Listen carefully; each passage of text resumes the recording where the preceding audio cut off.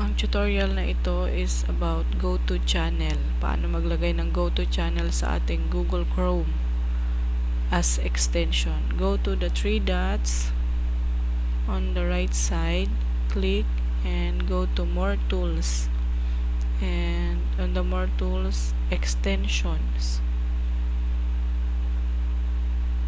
and then on the extension there are 3 bars. Click on that on the left side and go to Open Chrome Web Store.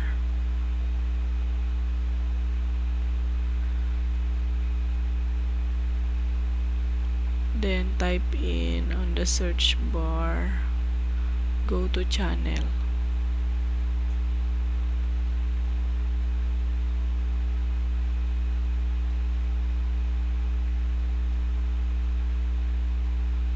And add to Chrome. Then add extension.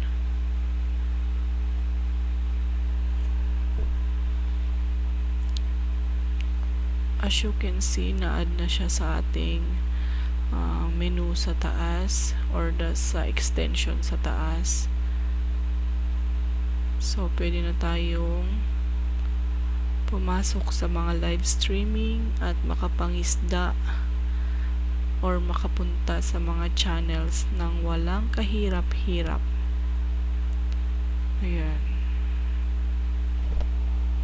So, ngayon, itatry natin siya para makita nyo kung talagang totoo ang gotochannel. Ang gagawin natin, mag-a-add tab lang tayo. Maghahanap tayo ng mga naka-live stream.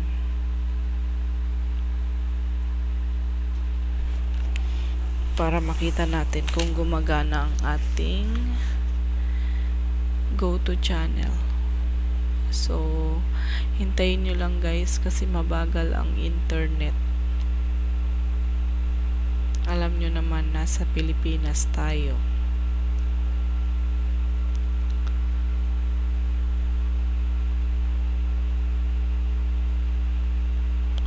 So, itry natin itong 3 lang yung nanonood.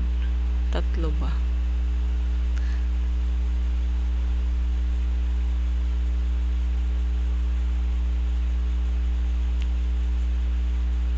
Yan, mabagal talaga.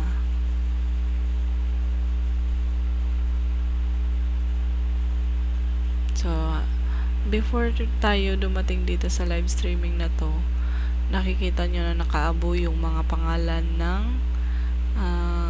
channel. So, mamaya makikita nyo na maha-highlight ito. May enable na siya.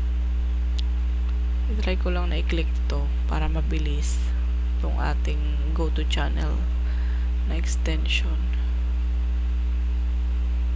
So, ayan guys, nakita nyo na-highlight na yung channel name. So, pag click natin to, try natin i-click ang channel ni Moms She Bebs. So, dadalhin na tayo sa kanyang channel mismo.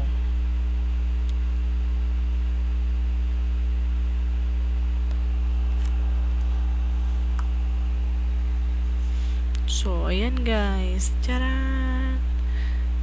Pwede na tayong mamili ng video na ating papanoorin at pwede na tayong mag-subscribe sa kanyang channel ng walang kahirap-hirap. So, guys, yun lamang. Sana ay makatulong itong video na ito sa inyo.